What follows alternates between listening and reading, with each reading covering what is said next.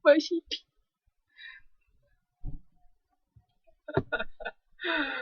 Iya. Nah itu tadi kayak misalnya sebenarnya Mbak Siti ya Mbak Siti ya sebenarnya pernah lihat, cuman karena nggak menarik perhatiannya, misalnya Mbak Siti nggak tertarik sama itu, jadinya misalnya dia nggak ingat itu juga bisa kayak gitu. Mungkin aja Mbak Siti sebenarnya tahu, cuman karena nggak tertarik jadinya nggak ingat. Itu bisa kayak gitu. Jadi kan tiap orang itu tergantung mereka tertarik apa enggaknya, ya kan? Yang tertarik sesuatu, dia pasti akan melihat dan lebih mencari informasi misalnya. Makanya itu tingkat keterlibatan itu juga penting karena tertarik dia misalnya cari, oh ini gimana sih? Oh ini rasa buah ini misalnya ada macamnya apa aja. Terus eh, ada botolnya, botol besar apa botol kecil, pokoknya kan berusaha mencari tahu kalau orang tertarik. Tapi kalau orang nggak tertarik mah masa bodoh. Ah, biarin, yang juga aqua enak, aqua biasa lebih enak. Nah itu kan bisa jadi kayak gitu. Jadi tiap orang beda-beda. Kayaknya jatuhnya tiap orang punya persepsi yang beda. Kayak misalnya tadi apa namanya ada yang bilang cowok ganteng itu bertanggung jawab. Itu juga bisa karena ada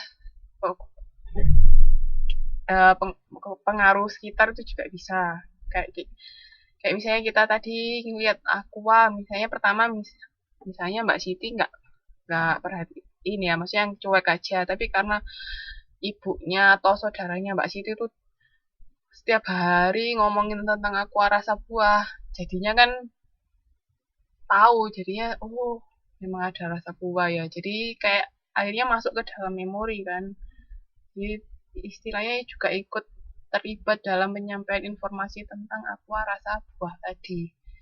Nah, jadinya akhirnya tahu sama paham misalnya walaupun awalnya nggak nggak merhatiin sendiri, tapi karena orang-orang sekitar ngomongin terus atau apa, itu bisa jadi kayak gitu. Oke, oke.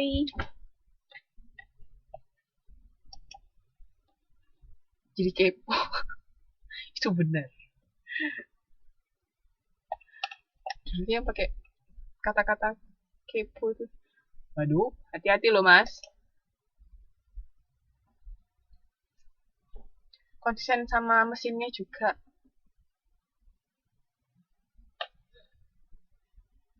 Nah, kayak kayak gini juga misalnya contohnya yang dengerin yang dengerin materi bener-bener konsen sama yang sambil kerja atau sama apa nanti kan jatuhnya beda-beda penerimaan informasinya.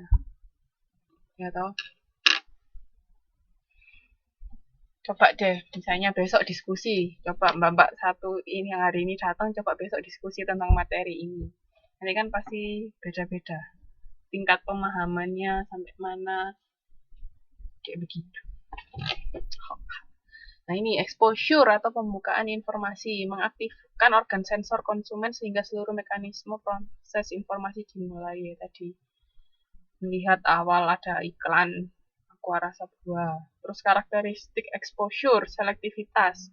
Ketika konsumen semakin selektif dengan produk tertentu, konsumen akan lebih selektif membuka apa yang nggak kelihatan terhadap informasi produk tersebut ya tadi. Ada yang perhatian sama enggak perhatian. Jadi tergantung dia dia apa namanya tertarik apa enggak sama produk tersebut. Kalau dia tertarik, dia akan membuka diri untuk mendapatkan informasi tentang produk tersebut. Kalau enggak, ya sambil lalu. Terus habis itu atensi.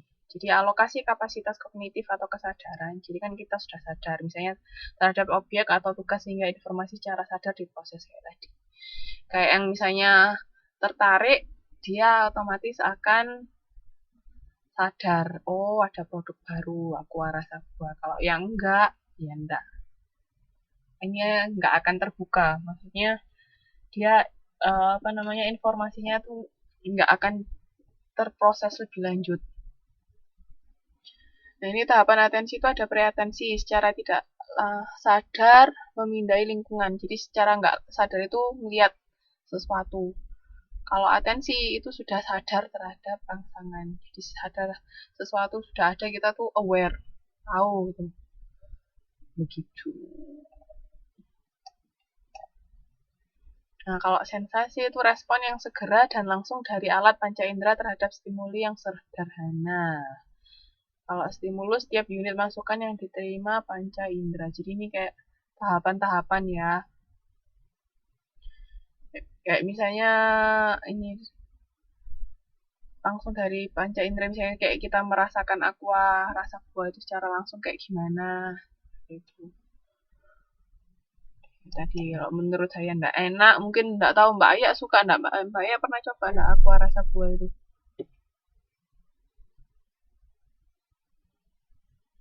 Yang lain mungkin pernah coba.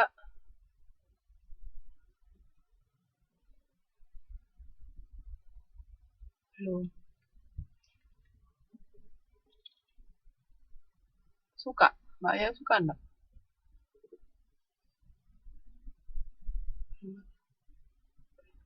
Suka.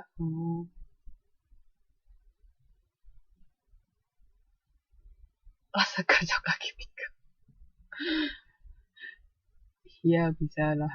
Itu juga mirip-mirip.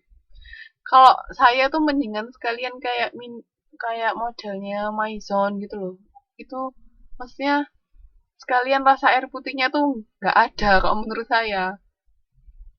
Tapi kalau yang aku rasa buah itu air putih kayak tapi ada rasanya. Jadinya tuh aneh. Kalau Maison tuh kan rasa air putihnya hilang tuh kalau menurut saya. Karena rasa-rasa yang lain tuh lebih dominan. Itu masih nggak apa-apa. Kalau buat saya sih. Nggak tahu kan kalau buat orang lain beda-beda. Ya kan kalau Pocari itu kan sekalian hilang rasa air putihnya.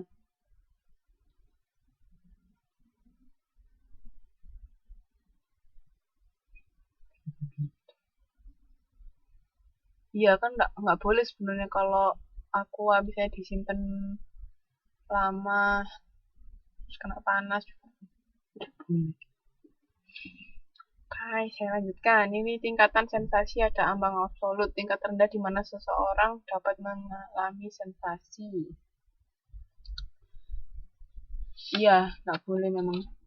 Persepsi subliminal, stimuli yang terlalu lemah atau terlalu singkat untuk terlihat atau terdengar secara sadar mungkin akan cukup kuat untuk dapat disadari oleh salah satu atau lebih penerima. Jadi kayak kita kan harus dirangsang sesuatu itu loh. Terus ambang diferensial, perbedaan minimal dapat dirasakan ketika menghadapi dua kondisi yang berbeda.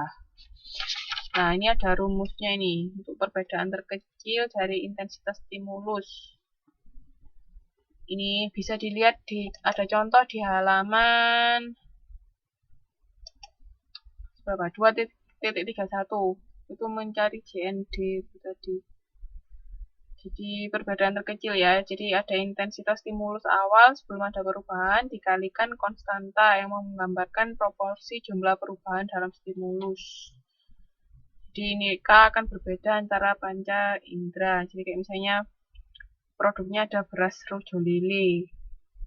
Harga awalnya misalnya 4.000 per kilogram.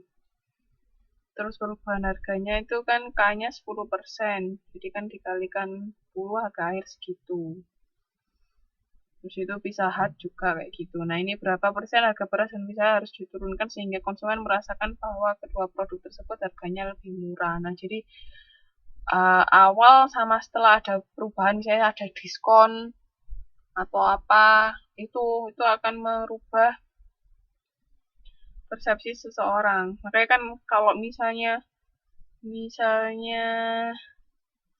orang ada yang namanya diskonan kan orang-orang langsung gerujukan, maksudnya semua pengen beli ya, itu kan beda sudah stimulus yang dirasakan. Nah, ini jika penurunan harga berdasarkan kepada angka absolut, penurunan harga ini tidak tepat untuk semua produk. Misalnya harga 400 mungkin besar bagi penurunan harga besar beras, tapi sangat kecil bagi